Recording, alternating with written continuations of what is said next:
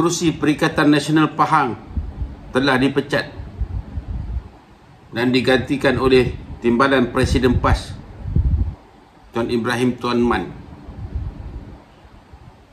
Ini berikutan dengan kenyataan pengerusi Perikatan Nasional Pahang yang dipecat itu, Saifuddin Abdullah Indra Mahkota, yang mendesak supaya Muhyiddin Yassin berundur.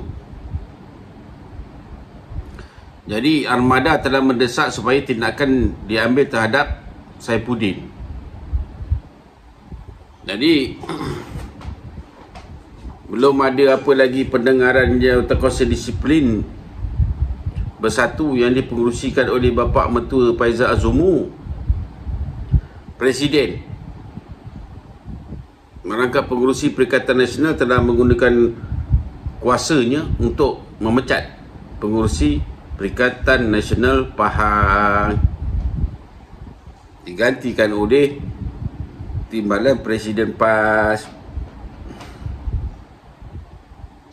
Di samping itu, Menteri Besar Perlis juga dipecat sebagai pengerusi Perikatan Nasional Perlis, digantikan oleh Syahidan Kasim. Jadi kalau di Perlis tu tak ada isu sangat lah, sebab pengerusi Perikatan Nasional dari PAS digantikan oleh wakil dari PAS juga. Tapi di Pahang ini, pengerusi Perikatan Nasional Pahang dari Bersatu digantikan oleh PAS. Kat situ lah isu dia, tuan-tuan. Kenapa ia berlaku sebegitu? Sebab Saifuddin dengan terang-terang mendesak supaya Muhyiddin Yassin berundur. Dia kata Muhyiddin Yassin asyik cakap apa? Saya tak ada duit, saya tak ada duit, saya tak ada duit. Ia telah melemahkan semangat pimpinan parti. Asyik udang saya tak ada duit, saya tak ada duit, saya tak ada duit. Jadi Muhyiddin Yassin ni bukan dia tak ada duit, tuan-tuan, tapi dia tak nak keluarkan duit dia. Dia ada duit, tapi itu duit peribadi dia, dia tak nak keluarkan duit tu. Duit parti memang dah tak ada, akaun dah kena beku. Akaun parti kan dah kena beku. Jadi sejak akaun parti dibekukan itu, Hamzah Zainuddin lah yang terpaksa keluar duit dia. Untuk menampung perbelanjaan atau apa. Jadi Muhyiddin dia tak nak gunakan duit dia. Lepas itu dia pun tak aktif. Sejak kekalahan November 2022, Muhyiddin sudah tidak aktif. Dia diakui oleh pimpinan Bersatu sendiri, Muhyiddin tidak aktif. Konon-kononnya sebab sibuk menguruskan kes mahkamah. Tapi kes dia dekat mahkamah, tuan-tuan, 1 tahun tak sampai 5 hari pun. Kes dekat mahkamah 1 tahun tak sampai 5 hari. Dalam 1 tahun kita ada lebih 360 hari. Takkanlah gunakan lagi 30 hari saja daripada 360 hari itu pun dia tak sempat. Tapi dia memang sengaja, dia tidak mengaktifkan diri dia. Itu sebab yang mengecewakan ahli Bersatu. Cakap saya nak bersara, saya nak bersara, saya nak bersara. Berapa kali dia cakap dia nak bersara? Pemukiman di Goping itu pun memang jelas dia akan berundur sebelum PRU16. Tiba-tiba tak nak berundur. Bukan tak nak berundur, malah dia pecat pula orang yang mendesak dia berundur.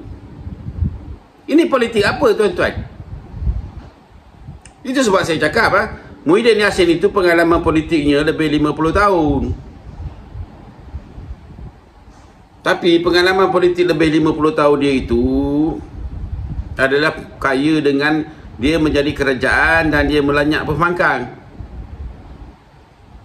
Itulah kelebihan Muhyiddin Yassin. Dia jadi kerajaan melanyak pembangkang.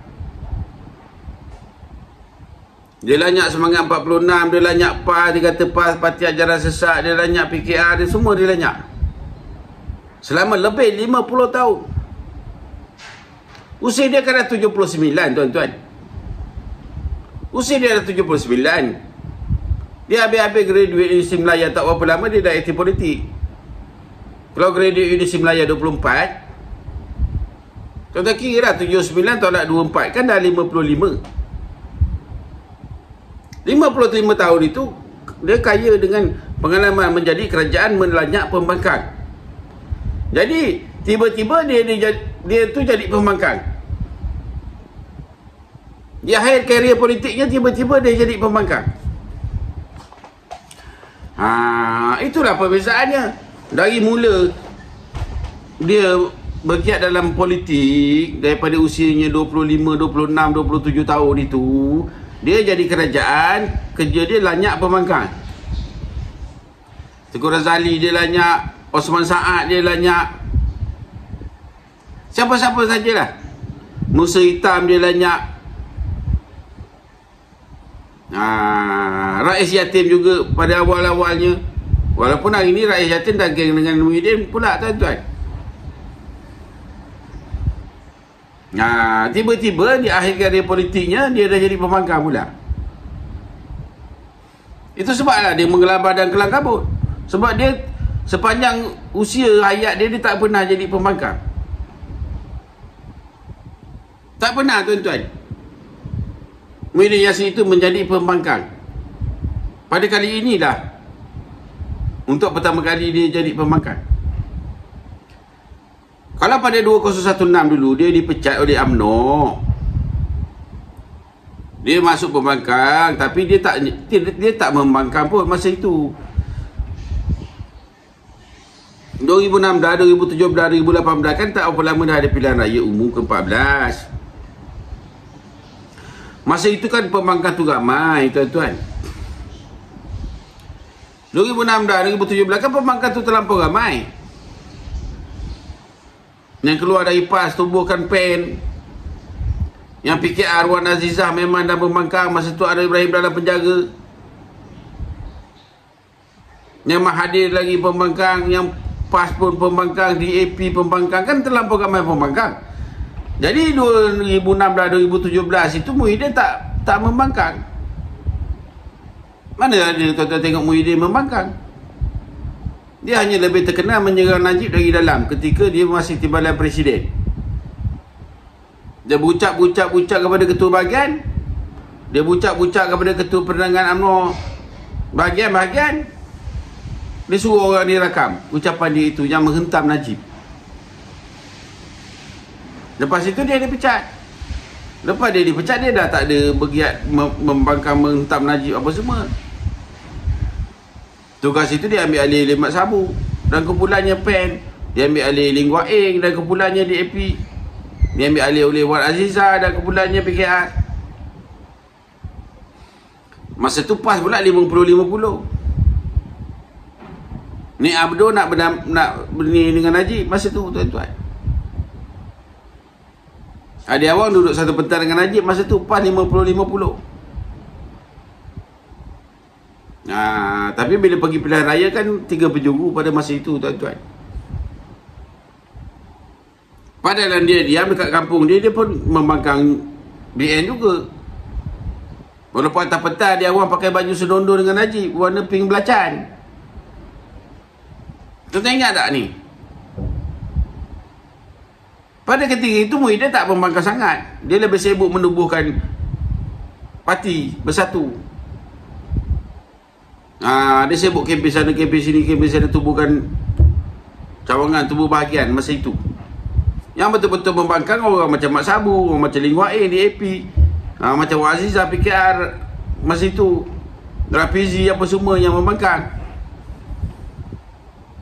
Masa tu Azman pun membangkang juga. Muhyiddin tak membangkang, tuan-tuan. Bila dah dekat pilihan raya itu baru dia ada pergi ceramah lah, ceramah mega lah, apalah. dengan Mahathir lah apa semua. Itu dah dekat-dekat pilihan raya umum Mei 2018. Lepas tu tiba-tiba dia dah Menteri Dalam Negeri, tiba-tiba dia dah kena kanser, duduk hospital Singapura. Orang ingat dia kena kanser, prostat kanser dah nak mati berbenar macam rupanya. Kan tuan ingat tak? Menteri Bersatu Pahang menyifatkan tindakan menukar pengerusi PN bagi negeri itu adalah sangat tepat dan sesuai dengan masa. Timbalan Ketua Bersatu Pahang Jasri Jamaluddin berkata, keputusan dibuat pimpinan tertinggi PN yang bermesyuarat malam tadi sudah boleh dijangka dan perlu dihormati semua pihak. Saifuddin Abdullah, iaitu Ahli Parlimen Indera Mahkota bukan lagi pengerusi PN Pahang dan tempatnya diganti. Timbalan Presiden PAS, Tuan Ibrahim Tuan Man yang juga Ketua Pembangkang Bagi dan Pahang. Saya sebagai Timbalan Ketua Bersatu Pahang menyambut baik keputusan dibuat Majlis Tertinggi PN. Dalam masa yang sama, saya mengucapkan tahniah kepada Tuan Ibrahim dan Bersatu Pahang akan memberi kerjasama erat bagi menghadapi PRU 16 dalam misi PN Teraju Pahang, katanya kepada Malaysia Kini. Perubahan itu dimaklumkan Setiausaha Agung PN Mohamed Azmin Ali semalam. Turut digugurkan adalah Menteri Besar Perlis, Muhammad Shukri Ramli sebagai pengerusi PN negeri itu dan digantikan dengan Syahidan Kasim. Penyingkiran Saifuddin sudah boleh dijangka susulan desakannya agar Muhyiddin berundur sebagai Presiden Bersatu, manakala Azmin digugurkan daripada jawatan Setiausaha Agung Parti. Saifuddin sebelum ini juga merupakan Ketua Bersatu Pahang sebelum digantikan oleh Ahli Parlimen Rompin, Abdul Khalib Abdullah.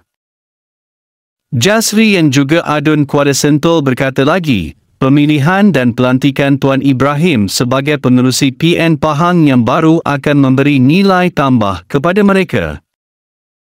Ini kerana, katanya, Tuan Ibrahim adalah timbalan Presiden PAS dan memiliki pengaruh yang kuat di Pahang. Insya-Allah PN Pahang akan terus bekerja keras dalam melaksanakan program yang kita rancang sehingga PRU 16, katanya.